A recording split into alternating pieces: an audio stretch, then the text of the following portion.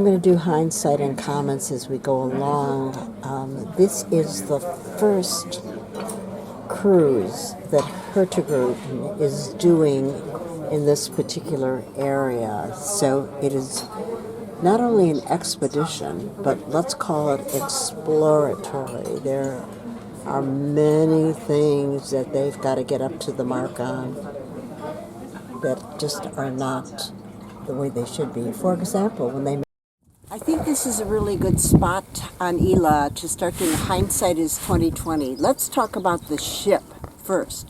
The ship was originally meant to be a ferry. Portuguese ferry is what I was told. And the cabins are small. That is fine. We've been on a lot smaller, but I detest the fact that there's no room in the bathrooms to lay out anything. And if you put anything on the sink, everything ends up all over the floor during the night when the ship pitches and rolls. Let's talk about the excellent food. Very, very yum. There are tremendous selections. However, they do a buffet on every third or fourth night. And 3 buffets a day is just one buffet too many. I would have preferred, of course, a sit-down breakfast and a sit-down dinner rather than 3 a day. In a perfect world, the dinner menu would have had at least one more main to choose from and one more dessert. These are strictly my very own opinions. They're trying to cut down on waste, on food waste, and everything else by having all the little individual dishes with different smaller portions. Well, that doesn't work for us because Steve and I must end up with at least 10 dishes, small dishes on our table because you can't order anything special. Everything is out there on the table.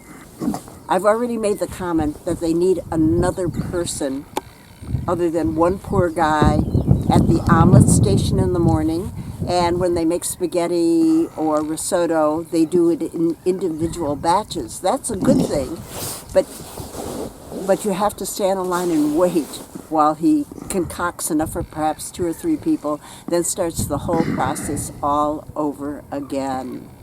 The food is surprisingly excellent. I didn't think it would be as good as it is.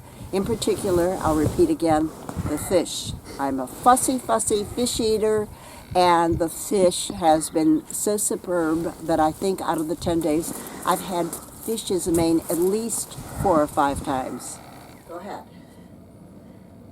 Let's finish up hindsight about the cruise only.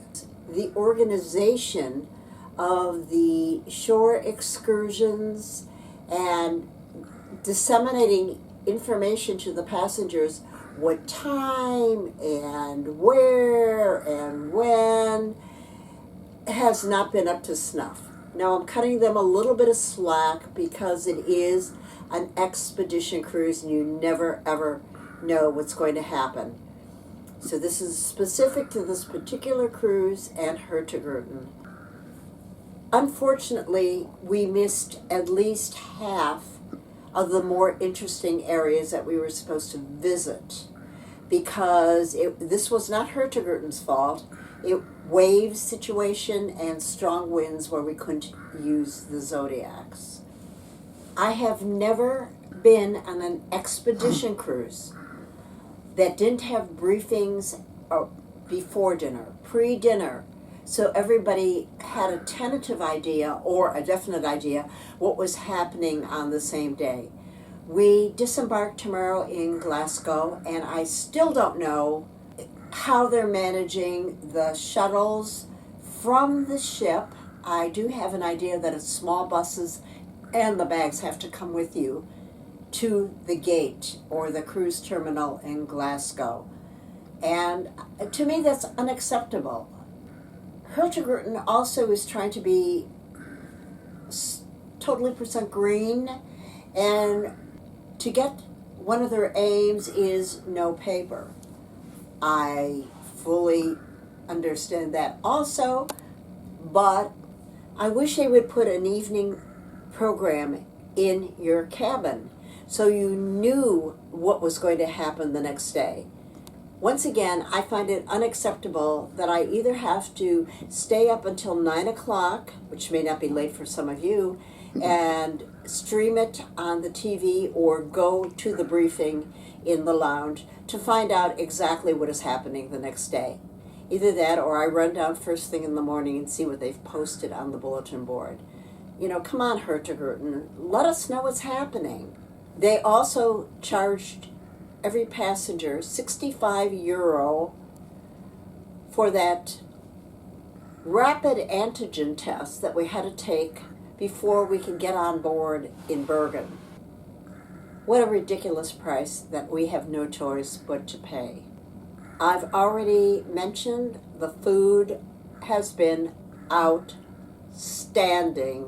right up there with Viking and Ponant. It was really, really a big surprise. Steve and I have both eaten ourselves into a stupor from which we'll never recover, or at least mentally I never will, because now I have to go home and cook, and that's going to be an impossibility. I hope you've enjoyed the videos. Please don't forget to share, like, and subscribe. Some shout outs to Chip, all my Davids, Daniel, Sasha, and so many others. Keep those comments coming. I love hearing about your excursions, your travel, and recommendations. Thanks again.